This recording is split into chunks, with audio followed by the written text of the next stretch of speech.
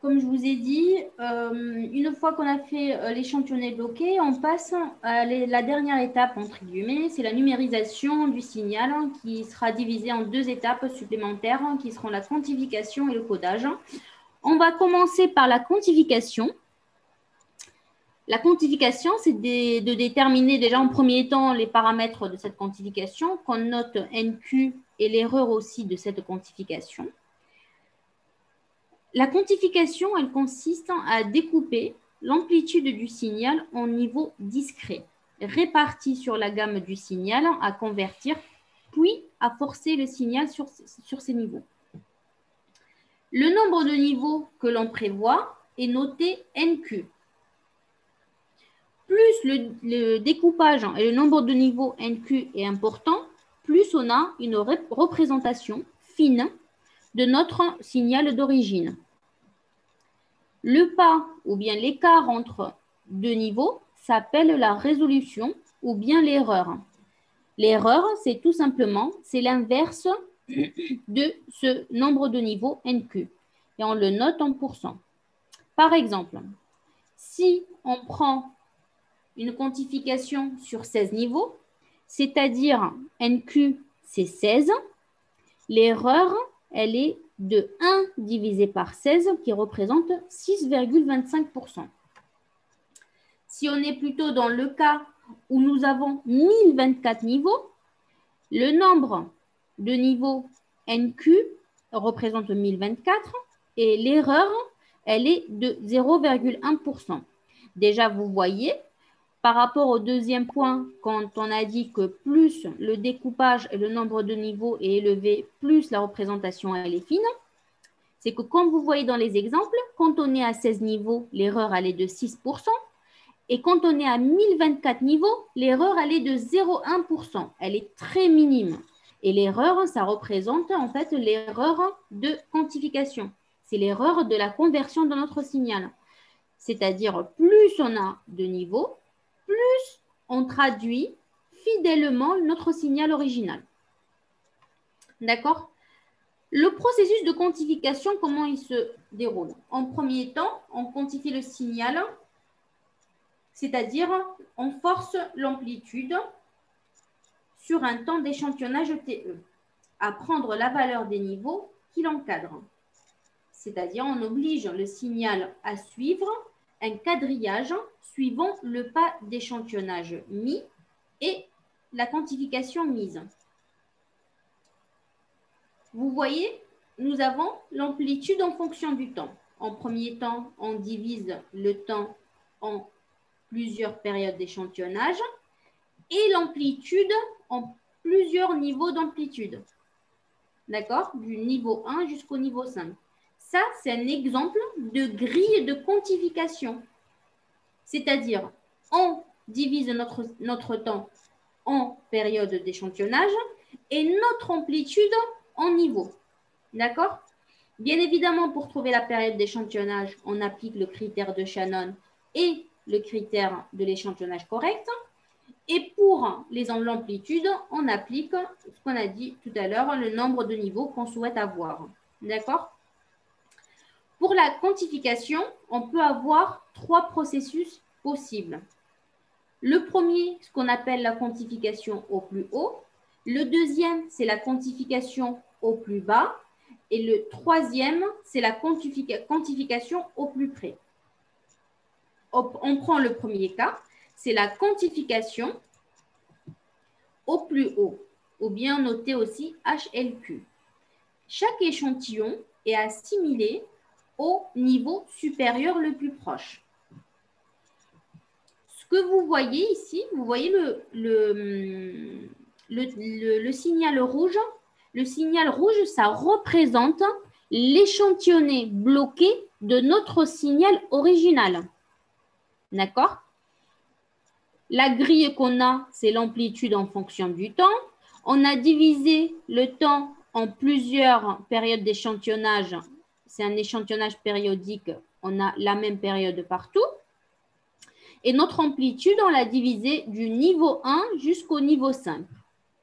Nous avons déjà la grille de notre quantification et nous avons aussi notre signal rouge échantillonné bloqué. Quand on dit qu'on quantifie au plus haut, c'est-à-dire, vous voyez, dans la première période d'échantillonnage de 0 à TE, notre signal d'origine échantillonné bloqué est cette tranche. Cette tranche, quand on fait la quantification au plus haut, elle prend le niveau supérieur. Elle prend cette partie. Le signal bleu avec le trait gras, ça représente le signal qui est quantifié au plus haut. Si on prend pour la deuxième période d'échantillonnage, notre signal échantillonné bloqué de notre signal d'origine, c'est cette partie. Quand on dit qu'on quantifie au plus haut, c'est-à-dire il prend le niveau supérieur. Il prend ce niveau. Pour la troisième période, notre signal d'origine, vous voyez, il est juste ici. C'est le signal rouge. On le quantifie au niveau supérieur, c'est-à-dire ce signal, on l'assimile au niveau 3. Pour la dernière période d'échantillonnage, vous voyez le signal de l'échantillon, c'est la partie rouge. On l'assimile au niveau supérieur qui est le niveau 2. Et finalement, on retrouve notre signal quantifié au plus haut qui est le signal bleu gras. Ça, c'est le premier processus de quantification qui est la quantification au plus haut. Le deuxième processus de quantification, c'est la quantification au plus bas. C'est-à-dire que chaque échantillon, il est assimilé au niveau inférieur le plus proche.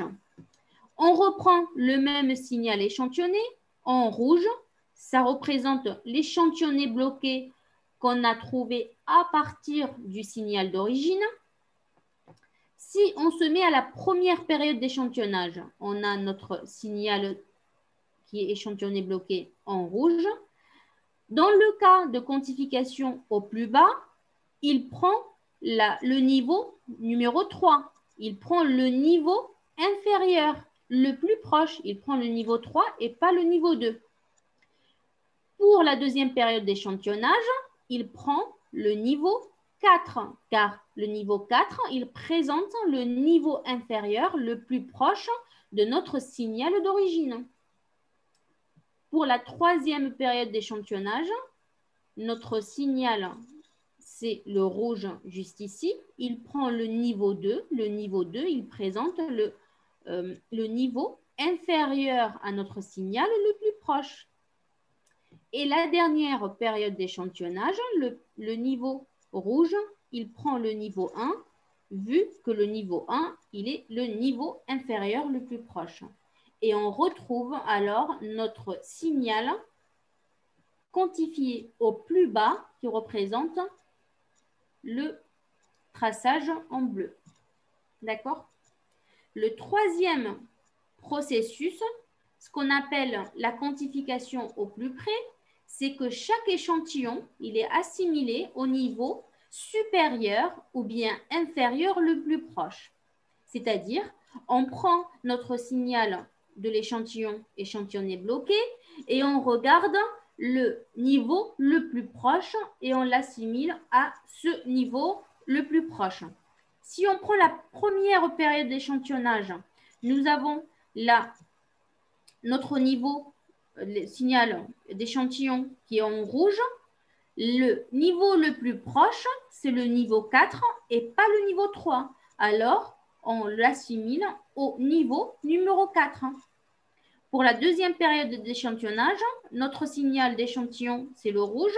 Il est plus proche au niveau 4. Pour la troisième, il est plus proche au niveau 2. Alors, il prend le niveau 2. Quand on est plus ou moins à la moitié, ce n'est pas grave, on peut prendre le niveau 1 ou le niveau 2, peu importe. Si on est au milieu, on prend n'importe, soit celui de supérieur ou bien inférieur. Et pour la dernière période d'échantillonnage, ça prend le niveau 1. Et finalement, on se retrouve avec le signal en bleu qui représente le signal quantifié au plus près. Et à votre avis, qui est la quantification qui est la plus fidèle au signal d'origine? C'est la quantification au plus bas, au plus haut ou bien au plus près? Je pense que le plus bas, Parce que quoi? ouais, j'ai un bec. D'une manière générale, hein, pas forcément. Peut-être ici, pour cet exemple qu'on a, peut-être le plus bas qui est la plus proche, hein, mais par contre, la plus fidèle, hein, mais toujours le plus près, ça représente la quantification qui est la plus fidèle. Car finalement, ça prend le niveau qui est plus proche, alors l'erreur, elle est minime par rapport aux autres quantifications au plus haut ou bien au plus bas. La quantification au plus près, finalement, c'est la quantification qui présente le moins d'erreurs et qui est la plus fidèle au signal d'origine. Une question Oui, dites-moi. sur la courbe là. Oui, Pourquoi le signal le plus proche, on voit d'origine, il y a une période, alors que le signal le plus proche, il n'y a qu'une seule barre qui prend le... alors, à quel niveau? Ça coupe, hein, votre connexion, ça coupe. Dites-moi à quel niveau. Ouais, je disais qu'on a le signal le plus proche. Mhm. Pour quelle période vous parlez? Laquelle? Ouais, je parle de deux périodes. Période rouge, on voit qu'il y a quand même une période qui commence en bas et ça monte, ça dépasse le niveau 4 un peu, alors que les signaux gras, il n'y a qu'une ligne, qu'une seule ligne. Oui, mais en fait, c'est normal. Regardez, en fait, c'est par hasard que vous voyez pour la période de la première période. En fait, toujours on s'arrête par période, hein. D'accord. Ici, en fait, on applique la quantification au plus près. Au plus près, c'est-à-dire Ouais, en rouge notre échantillon pour la première, hein, on s'arrête ici, dans cette zone, hein. oui, On est au plus près du niveau 4, hein, d'accord? oui. Dans cette période, notre signal, c'est celui-là. Quand on applique la quantification au plus près, ça représente aussi le niveau 4, hein, et par D'accord, hasard, ça d'accord. fait le trait. Ah, d'accord. Par hasard, c'est juste Oui, par... oui, c'est par hasard que ça fait ça, hein. Oui, mais en fait, on a appliqué juste au D'accord. plus près et finalement, pour la première période, on est au niveau 4 et pour la deuxième aussi, on est au niveau 4, hein. Niveau 4, d'accord. Donc, ça doit être le plus proche, le plus fidèle alors, qui Oui, ressemble. exactement. Parce que, en fait, quand on est au plus proche, si on reprend, regardez ici par exemple.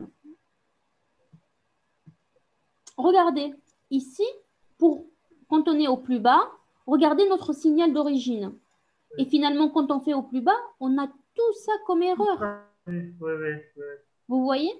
Par contre, au plus près, on essaye de minimiser au plus cette erreur de quantification. Comme pareil ici, regardez si on prend au plus haut. Alors, au plus haut. Ça, c'est au plus haut. Voilà. Ça, c'est au plus bas. Et au plus haut, regardez ici. Finalement, regardez ici, pour cette période, au lieu de prendre le niveau 4 au plus près, on fait toute cette erreur pour aller au niveau 5, car tout simplement, on applique la quantification au plus haut. Finalement, ça fait une grande erreur de quantification. Oui, Vous voyez? D'où le oui. fait que la quantification au plus près, ça représente, ça minimise l'erreur de quantification, car c'est le plus fidèle au signal d'origine. Ça, je comprends mieux maintenant. Merci beaucoup. De rien. Dites-moi si vous avez des questions, c'est le moment, on s'arrête. Et de toute manière, on va l'appliquer en application. Est-ce que c'est bon pour tout le monde? Bon, je suppose que oui. Très bien. Voilà. Là, c'est en fait, comme on a dit, l'étape de quantification du signal, ça se fait en deux phases. La quantification, comme on a dit, si je reprends. Euh, Voilà, on a dit que c'est la numérisation du signal. ça représente deux étapes, qui est la quantification, comme je vous ai dit, qui peut être soit au plus haut, au plus près ou bien au plus bas. Et une fois que nous avons notre signal quantifié, qui représente en fait le signal bleu en gras, on passe à ce qu'on appelle le codage. On donne un code à notre signal quantifié. Et le codage fait correspondre à chaque niveau ou bien amplitude discrète de la quantification une représentation numérique digitale ou bien binaire ou autre forme. Tout dépend de la forme du code. Le codage de base initial est réalisé par le comptage en décimales du nombre de niveaux NQ. Pour réaliser la conversion analogique numérique avec les systèmes d'information actuels, on utilise par défaut le codage en binaire. Vous connaissez tous le codage en binaire?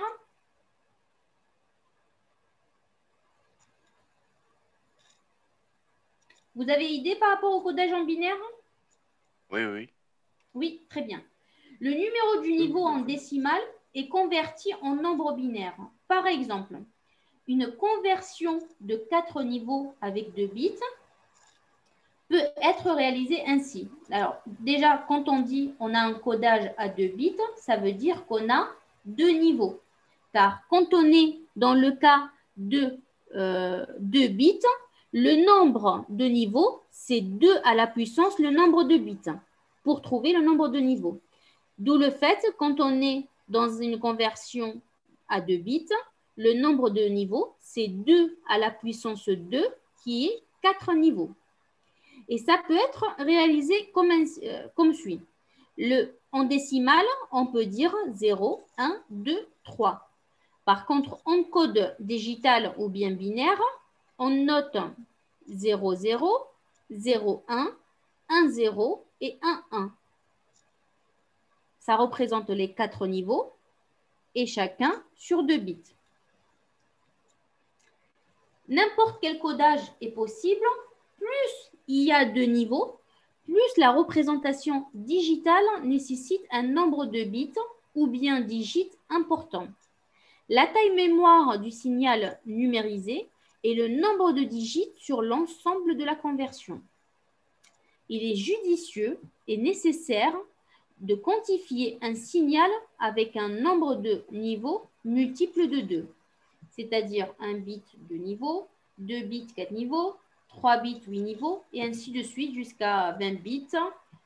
Voilà, je vous laisse 1 048 576 niveaux. Et par contrainte de taille mémoire et de compromis avec la précision, les codages de conversion analogique numérique actuels sont réalisés un minimum avec 8 bits. En fait, ce qu'on trouve dans le marché, je veux dire. Un minimum, c'est du codage à 8 bits, couramment utilisé de 10 à 16 bits et exceptionnellement des codages à 20 bits. On est d'accord, si on est dans le cas de codage à 20 bits, on est vraiment dans des applications très précises et on est dans le cas de vraiment une conversion qui est très fidèle au signal d'origine. Si on prend l'amplitude, un signal d'origine qui est l'amplitude en fonction du temps, vous voyez, c'est en bleu notre signal d'origine. Le premier processus à faire, c'est de trouver la période d'échantillonnage et de diviser notre temps en plusieurs périodes d'échantillonnage. Le deuxième processus, c'est d'appliquer l'échantillonné bloqué. Comme vous voyez ici, c'est la courbe verte. C'est pour chaque période, on prend la valeur de l'amplitude du signal d'origine et on bloque sur toute cette période d'échantillonnage. D'accord?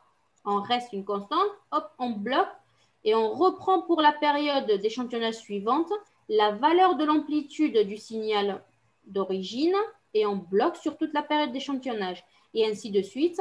Et finalement, nous allons trouver notre signal échantillonné bloqué. Une fois qu'on a notre signal échantillonné bloqué, qu'on a repris ici le signal en vert, nous choisissons le nombre de niveaux. Et bien évidemment, le choix de nombre de niveaux, ça dépend de l'application. Ici, nous avons choisi 4 niveaux, c'est-à-dire on est dans un codage à 2 bits. Le nombre de niveaux, c'est 2 à la puissance 2 niveaux, ce qui fait 4 niveaux, 0, 0, 0, 1, 1, 0 et 1, 1. Et il faut que ça soit, ce nombre de niveaux, il faut que ça encadre le niveau inférieur, il faut que ça encadre le minimum, il faut qu'en fait que ça encadre toutes les modifications ou les changements de notre signal. C'est-à-dire, on n'aurait pas pu mettre par exemple le 1-1 ici, car une bonne partie de notre signal ne sera pas pris en compte dans la quantification. Il faut que toujours ça encadre en haut et en bas toutes les variations de notre signal. D'accord? Une fois que nous avons mis ce qu'on appelle la grille, c'est-à-dire on a déjà l'échantillonné bloqué, on a les différentes périodes d'échantillonnage, les niveaux de quantification, on passe au codage, à la quantification au codage. À la quantification, c'est qu'on peut faire au plus bas, au plus près et au plus haut, et par la suite le codage. C'est-à-dire, là, ce qu'on a, par exemple, le signal que vous voyez ici en vert, on le reprend en signal analogique, c'est-à-dire en code. On reprend, par exemple, pour la première TE, on est à 1, 0, on note 1, 0. Pour la deuxième TE, on est à 1, 0, on note 1, 0, et ainsi de suite. Et finalement, on a le code de notre signal d'origine. Et ce que je viens de vous présenter maintenant, c'est le processus complet de la conversion d'un signal analogique en numérique. D'accord? Je reprends. On prend notre signal d'origine qui est le bleu. On calcule la fréquence maximale de notre signal. On trouve la période d'échantillonnage en appliquant le critère de Shannon qui est la fréquence d'échantillonnage doit être au minimum à 2 fois la fréquence maximale de notre signal. Et quand on est dans le cas d'échantillonnage correct, il faut qu'elle soit supérieure à 10 fois la fréquence maximale du signal. On applique cette période d'échantillonnage sur notre signal d'origine qui est le signal bleu. On trace l'échantillonné bloqué, c'est que pour chaque période d'échantillonnage, au début, on prend la valeur de l'amplitude du signal d'origine et on bloque sur toute la période d'échantillonnage, et ainsi de suite. Ce processus, ça nous permet d'avoir le signal échantillonné bloqué du signal d'origine, qu'on reprend ici, dans la grille de quantification. C'est la première phase de la quantification et de la numérisation du signal, c'est-à-dire on met notre échantillonné bloqué entre les niveaux choisis pour la quantification. Pour cet exemple, on a choisi 4 niveaux sur 2 bits. Et à partir de là, on applique la quantification soit au plus près, au plus bas ou bien au plus haut. Et on a alors finalement le code de notre signal. Et on a fait alors le processus de numérisation complet. D'accord? Est-ce que vous avez des questions à ce point, jusque-là?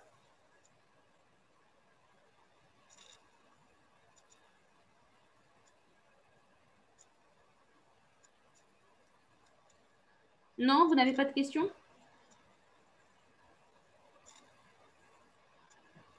Tout le monde m'entend correctement? Oui, oui, très bien. Je n'ai pas de questions. Très bien, parfait. On continue. On va parler sur cette partie des performances de la numérisation. On va en premier temps parler de la dynamique et erreurs de numérisation. La numérisation totale introduit des erreurs, puisqu'on réalise ce qu'on appelle une approximation du signal d'origine, qui est un signal analogique. Une première erreur provient de l'échantillonnage blocage. En premier temps, le temps de blocage permet d'utiliser l'amplitude de l'échantillon pour obtenir la conversion en numérique. L'amplitude variable du signal analogique est assimilée finalement à une constante pendant le temps de prise d'échantillon qui est la durée de l'échantillon plus le temps de maintien. Vous voyez ici, l'erreur dont on parle, c'est à ce niveau.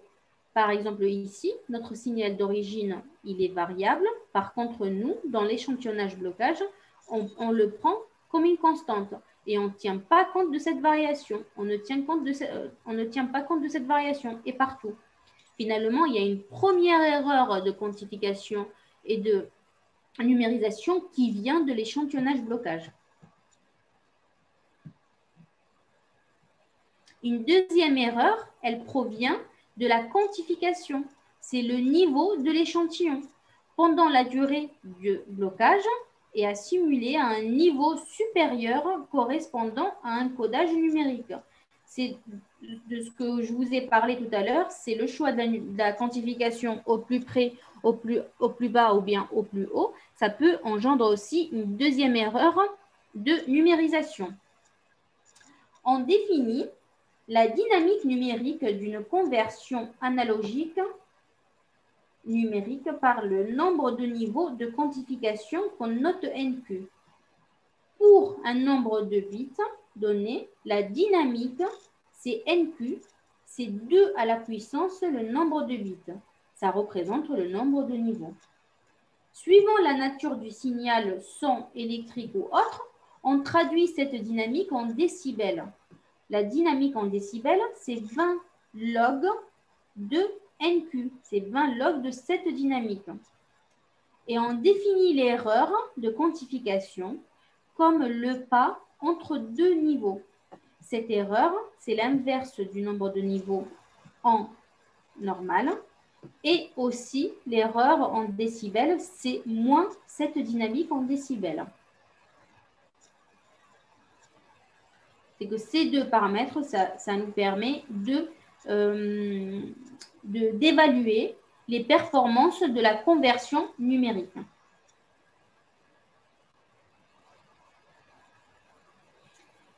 Comment optimiser la numérisation? Alors, on peut l'optimiser en réduisant les erreurs obtenues, les erreurs citées précédemment. En premier temps, en augmentant au mieux la fréquence d'échantillonnage, c'est-à-dire on applique ce qu'on appelle l'échantillonnage correct. On est dans le cas où la fréquence d'échantillonnage elle est très grande par rapport à la fréquence maximale du signal, et ce qui fait que la fréquence d'échantillonnage elle est au moins égale à 10 fois la fréquence maximale du signal. Comme les fréquences disponibles, le nombre d'échantillons en mémoire. On peut aussi augmenter le nombre de niveaux de quantification. Ceci augmente considérablement le nombre de digits à utiliser et la taille mémoire du codage digital à traiter. Bien évidemment, pour réduire l'erreur, on peut augmenter le nombre de niveaux. Mais il ne faut pas oublier qu'en augmentant le nombre de niveaux, on augmente le nombre de bits et finalement, ça consomme ou ça prend en taille mémoire. Et ça dépend des applications. Finalement, ça peut être très coûteux vu ce qu'il apporte en précision ou bien en gain d'erreur.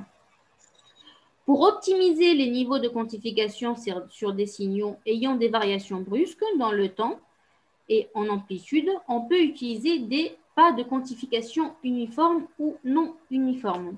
Dans ce cas, on peut disposer de plusieurs niveaux de quantification dans les zones où le signal varie fortement et gagner en précision de numérisation.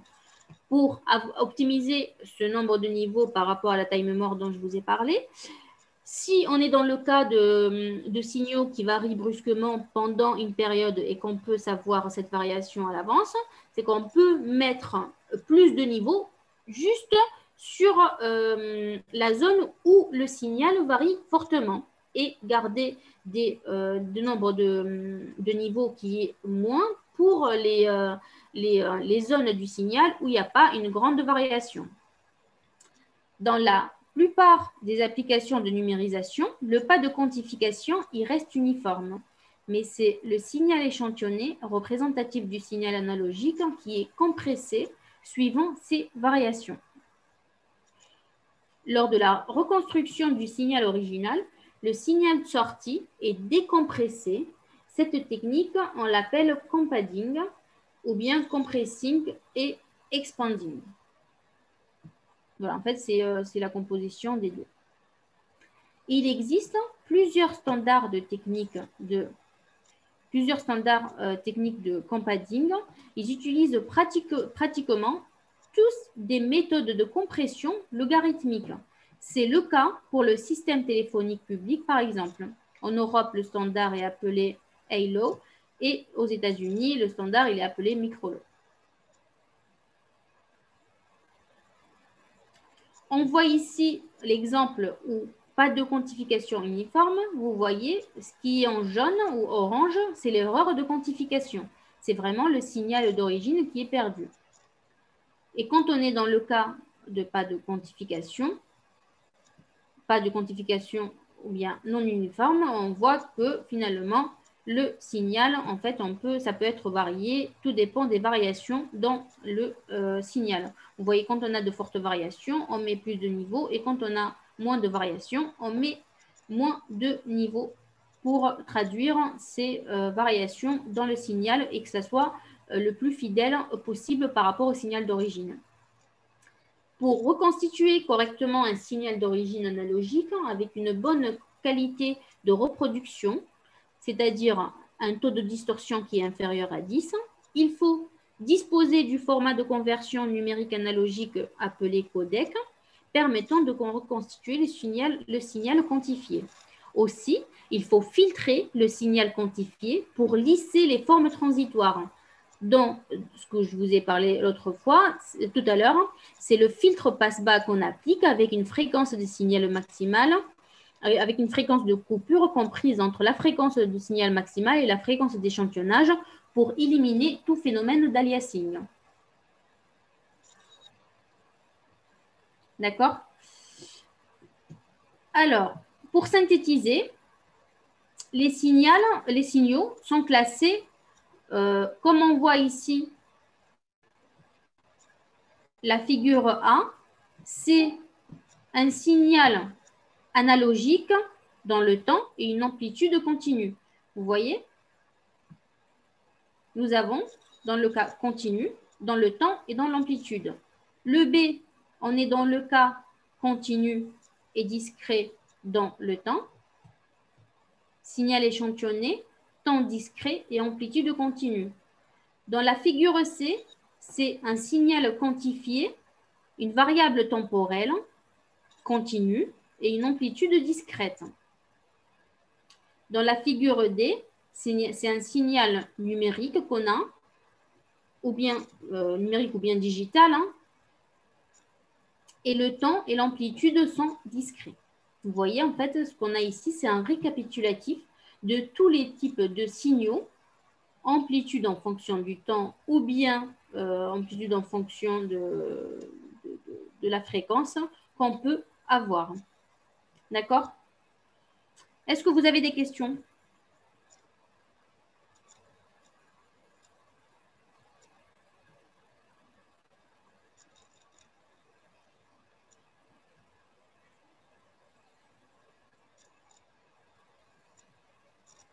Dites-moi si vous avez des questions. Tout est clair?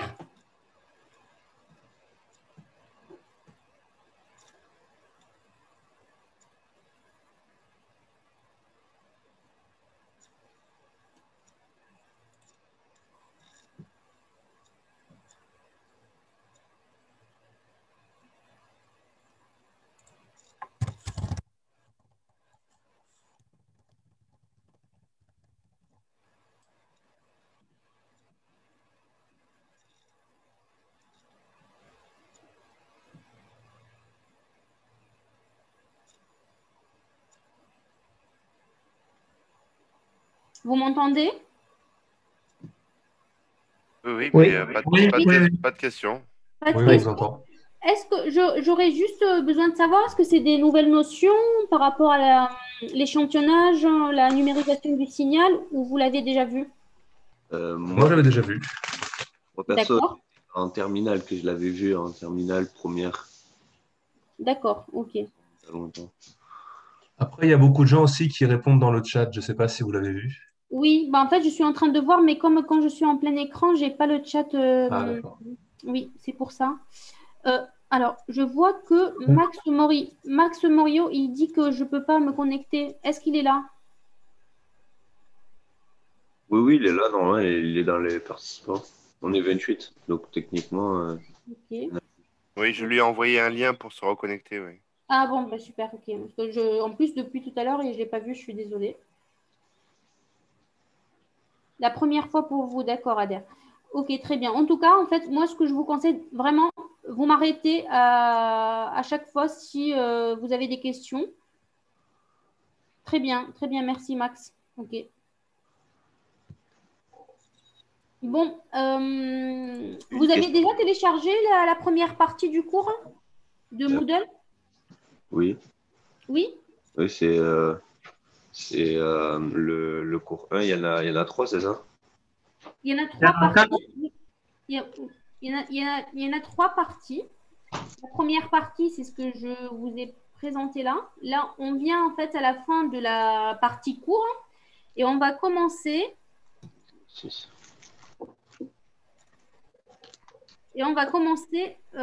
les applications.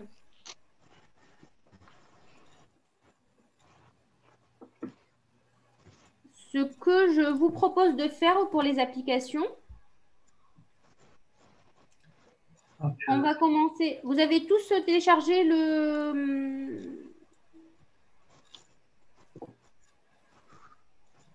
fichier? Moi, je l'ai sous les yeux pour les autres.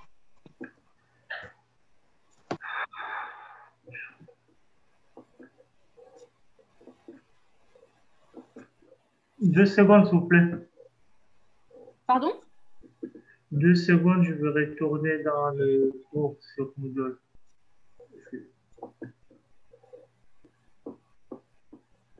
Vous trouvez normalement le fichier, c'est dans les supports de cours sur Moodle, dans le module architecture traitement DSP.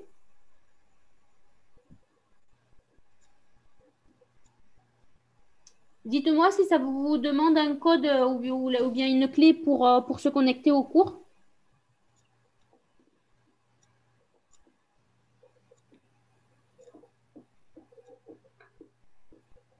Je ne sais pas pour les autres, mais pour moi, Il n'y a j'ai pas pas besoin de clé. Je vous mets sinon la. Non, mais on ne nous demande rien, juste de se connecter au cours, mais il n'y a pas de clé d'inscription Voilà, nécessaire en fait, apparemment. normalement, j'ai pas mis de clé. Je vous mets le lien du cours dans la Ouais, là, il n'y a pas de lien.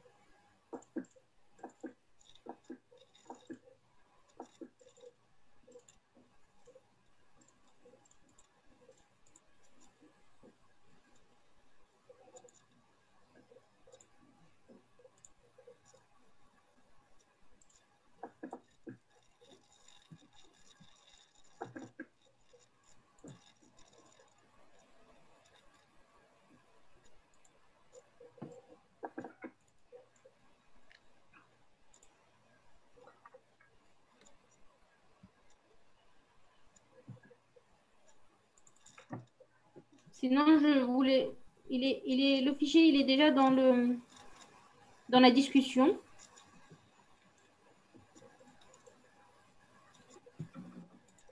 Ce qu'on va faire, c'est vous télécharger le fichier. Vous allez à la page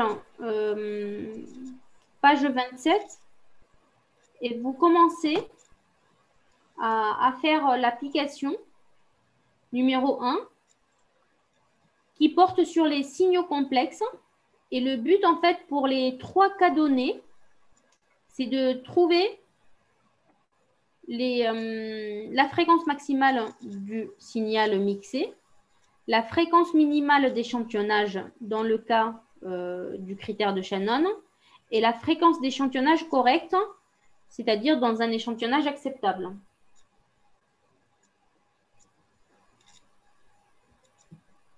Dans les 3 cas, ce qu'on va faire, c'est vraiment, vous allez travailler, je vous donne 15 minutes pour le faire. Et après, en fait, on va faire des partages d'écran. Celui qui veut passer à l'écran, pas au tableau. On va faire un partage d'écran et on corrigera ensemble. D'accord? Tout le monde m'a entendu? Excusez-moi. Je suppose que oui ou pas. Allô? Oui, c'est Oh. compris.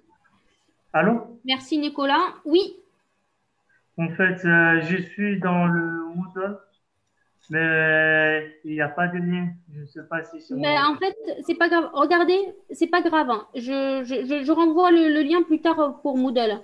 J'ai mis déjà le fichier dans la discussion. Vous allez le trouver dans la discussion. Vous pouvez le télécharger. Allez à la page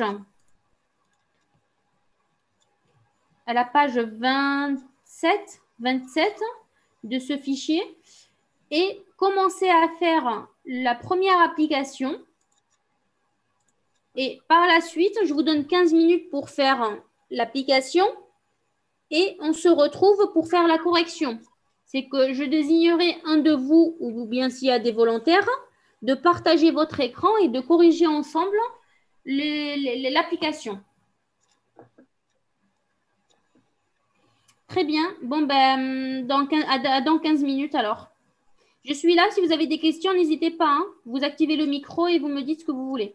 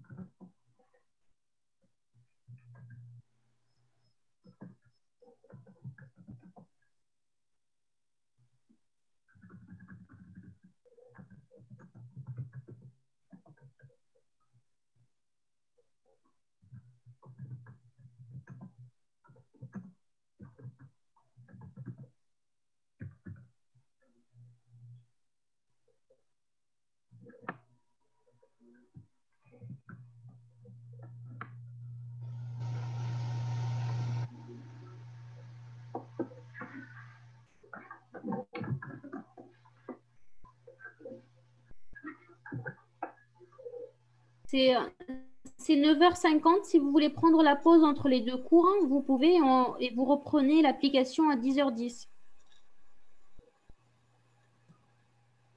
Madame?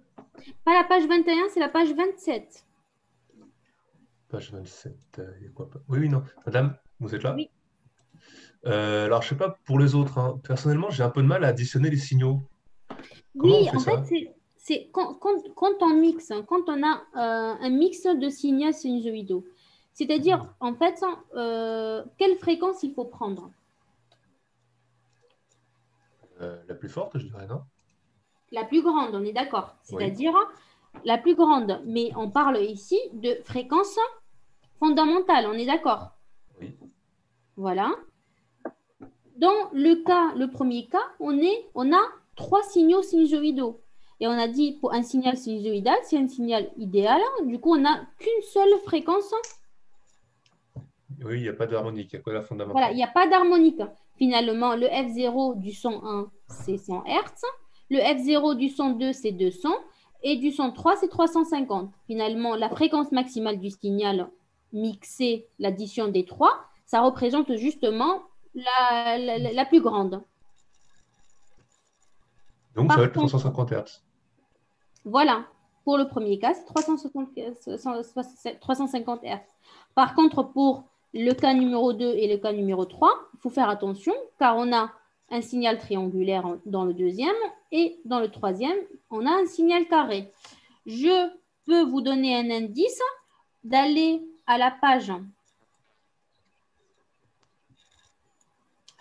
8 et page 7 où il y a le signal carré et triangulaire, le taux de distorsion et vous pouvez avoir la fréquence du signal et finalement vous pouvez avoir la fréquence maximale du mix. D'accord. D'accord? Mhm. Alors, pour... c'est la page 27. Celui qui cherche le numéro de la page dans le fichier, c'est la page 27.